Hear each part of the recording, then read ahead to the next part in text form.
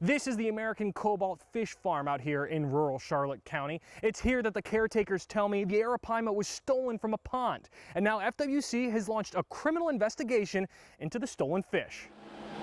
Not listed anywhere online or on Google Maps, it was no easy task, driving down narrow dirt roads to reach the American Cobalt Fish Farm, deep in rural Charlotte County.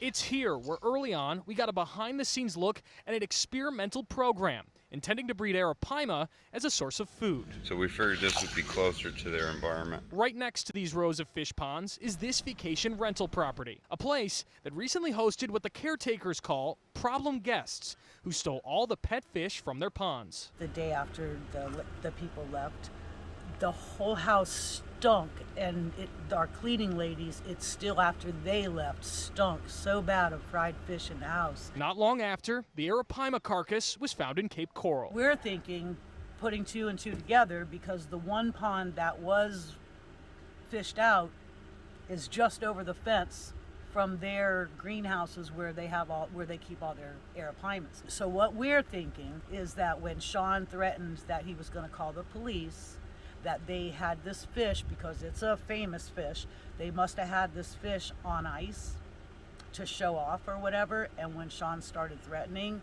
they dumped it in the river. So why steal an Arapaima, and how hard are they to get a hold of?